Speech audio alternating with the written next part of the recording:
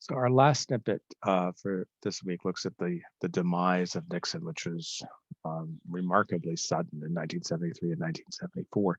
Um, Nixon didn't have many ways out as more of his advisors have become state's evidence. As the tapes, get subpoenaed, he has to appoint a second special prosecutor who also subpoenas the tape.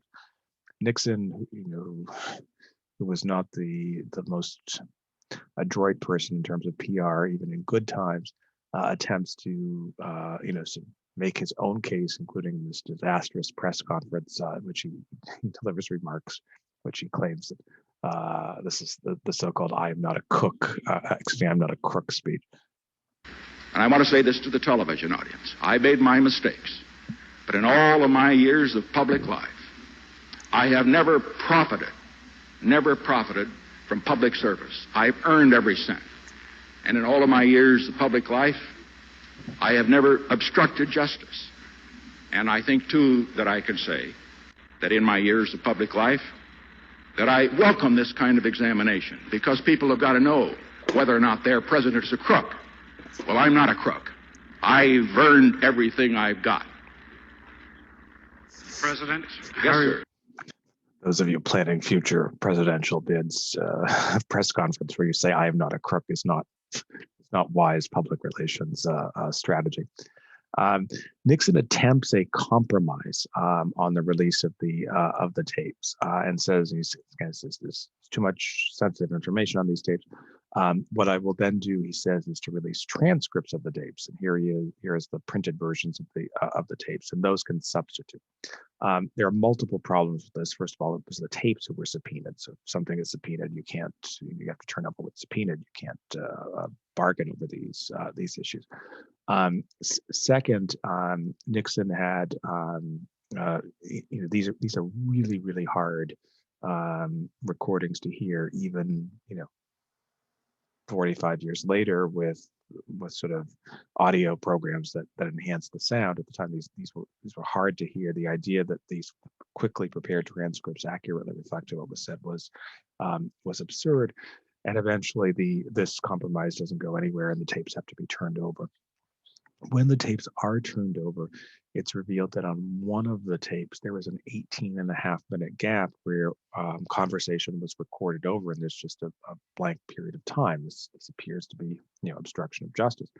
The Nixon administration claims that the 18.5-minute gap on the tape was an accident that was a result of his secretary, Rosemary Woods, taking a phone call, and she demonstrates this in a famous photograph for, I think it's from Life magazine. She says that she picks up the phone, and at the same time, her foot is on the record. She had the ability to activate or deactivate the recording device, and she says she puts her foot down and accidentally begins the recording and remains in this position for 18.5 minutes, which doesn't notice what's going on. I mean, no one believes this as a story. And one of the ironies here is there's so much damaging on the tapes that are turned over by Nixon. The idea that no one knows what was on the 18.5 minutes. The sound has never been recovered, but it's hard to imagine it could have been anything worse than what was recorded over. But this creates the impression again of an administration that is engaged in a cover-up. And you can sort of see in terms of Nixon's public opinion ratings here. He's not the most popular president in the world, but he hovers over 50% for most of his time in office, and then it just sort of plunges as Watergate becomes a major issue, and down to the low 20s when ultimately he resigns before he is impeached. The House Judiciary Committee had reported articles of impeachment, but the House had never actually voted on them. Nixon quits first. If he had not resigned, he would have been impeached, and he almost certainly would have been convicted.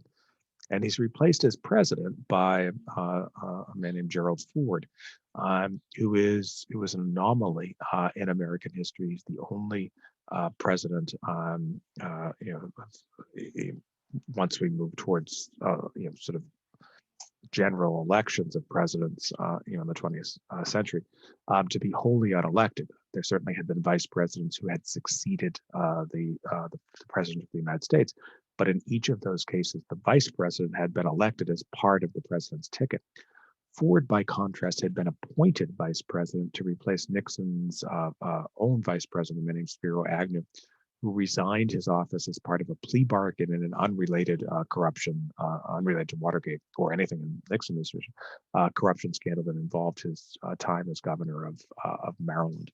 So this was a very odd situation where you had someone in Ford's case who had never been elected to an office higher than a U.S. congressman. He represented a district in southwestern Michigan, who suddenly became president of the United States. And Nixon, in this famous photograph, departs the White House, giving one last victory salute, and flies back to California. In the aftermath of Watergate, there is an attempt to deal with at least one aspect of the Nixon ethics scandal, and that was what was perceived as an excessive involvement of big money in politics. And the idea was that this stimulated an attitude of corruption that manifested itself most clearly in Watergate. So in 1974, Congress passes this law called the Federal Election Campaign Act, which sets a variety of limitations on what individuals and what political action committees can give to congressional candidates, and also places a limit on what congressional candidates can spend in campaigns. So the idea is that by limiting the role of money in politics, this will create a more ethical politics. Politics is not particularly ethical. It's unlikely that this would have worked even if it had survived, which it does not. In 1976, the Supreme Court upholds the contribution limit. So these remain in place, and these remain in place still to today, although in the era of super PACs, they really don't make much of a difference. But the Supreme Court, in a case called Buckley versus Vallejo, strikes down the provision of the Federal Election Campaign Act, which limited the amount of money that a congressional candidate could spend on his or her campaign. And the reason for this was the court said, look, that basically money in this context is speech. If someone's running for Congress and they're a billionaire, they want to spend $30 million of their own money. They're spending money, running advertisements saying, vote for a liberal candidate, vote for a conservative candidate. This is protected by the First Amendment, the Supreme Court holds in Buckley. And whatever theoretical concerns Congress might have with eradicating or at least limiting the effects of possible corruption, the court says that's not enough to trump the First Amendment. So the result of this is this very weird campaign finance scheme post 1976, in which members of Congress could spend unlimited amounts of money, but there were significant limitations of how much they could raise. And the result of this was, ironically, to make it, to make it harder for members of Congress, people who run for Congress, to raise money. And you have this crazy system that we now have, in which members of the House and Senate, are spending, if you're a senator, you're spending basically all six years of your term raising money because you're going to have to spend huge amounts. I mean, this last election in the two Georgia special elections, the candidates were spending each, a couple $100 million. It's almost unimaginable. These kinds of debates, are sort of very present in the Buckley period. And that's it for our snippets for this week.